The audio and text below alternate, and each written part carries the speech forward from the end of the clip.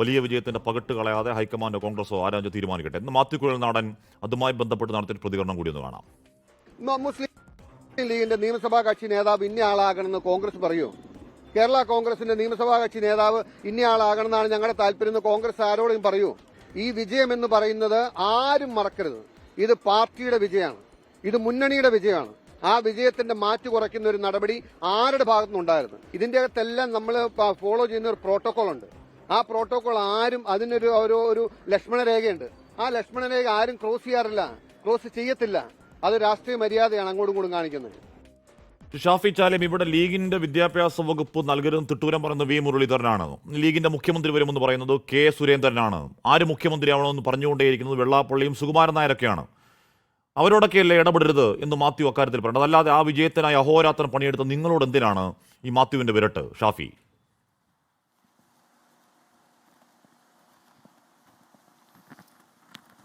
അതായത്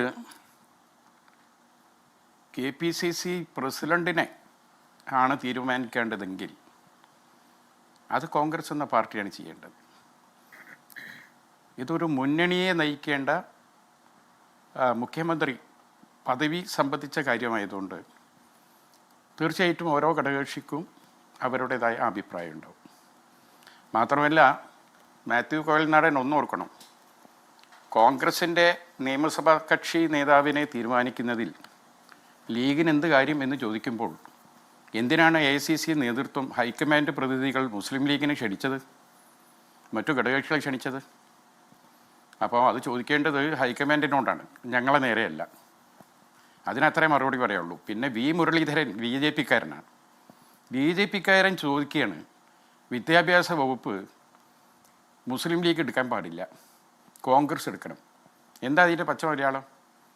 ഒരു മുസ്ലിം വരാൻ പാടില്ല എന്നത് തന്നെയാണ്, മനസ്സിലാക്കണം. മാത്രമല്ല, ഇവർക്കിതിൽ അഭിപ്രായം പറയാൻ അവർക്ക് എന്ത് അവകാശമാണുള്ളത്? പച്ചക്ക് വർഗീയതല്ലേ പറഞ്ഞ് കേരളം ഒട്ടാകെ അപലപിക്കേണ്ട ഒരു വാക്കല്ലേ? തുടർന്ന് അദ്ദേഹം പറഞ്ഞത് എന്താ? ഞാൻ ഭൂരിപക്ഷ സമുദായത്തിനെ പ്രതികരിച്ചാണ് നിയമസഭയിൽ ഇരിക്കുന്നത്.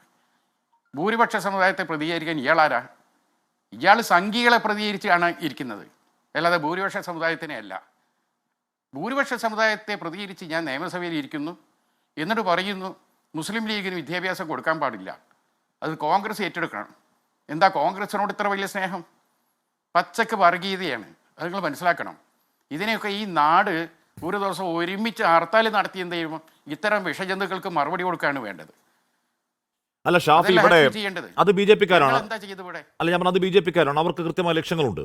എന്താണ് അവിടുത്തെ അവരുടെ 5 വർഷത്തെ ലക്ഷ്യം എന്നതിന്റെ കൃത്യം സൂചന ഈ പ്രസ്താവനകളുണ്ട്. പോട്ടെ, മാത്യു BJP അല്ലല്ലോ, മാത്യു നിങ്ങളുടെ കൂട്ടത്തിലുള്ള ആളാണല്ലേ. മാത്യുവിന്റെ ജയത്തിന് വേണ്ടിയും ഈ പറഞ്ഞ മൂവാറ്റുപുഴ ലീഗുകാർ പ്രവർത്തിച്ചതല്ലേ.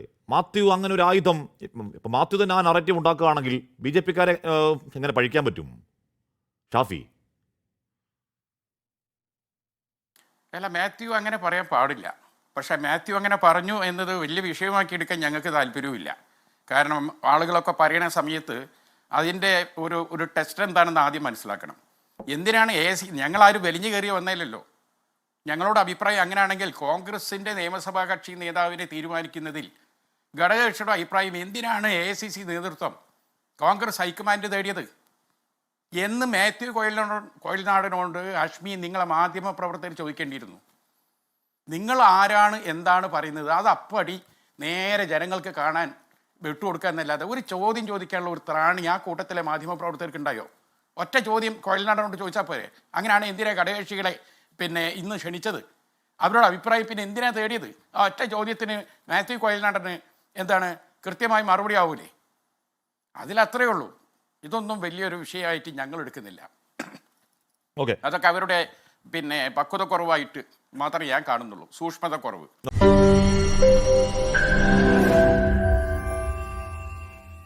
ലോകത്തെവിടെയായാലും ഏത് സമയത്തും 24 വാർത്തകളും ഓഗ്മെന്റഡ് റിയാലിറ്റി പാക്കേജുകളും എക്സ്പ്ലെയിനറുകളും വിശദമായി കാണാൻ ഞങ്ങളുടെ YouTube ചാനൽ നിങ്ങൾക്ക് സബ്സ്ക്രൈബ് ചെയ്യാം.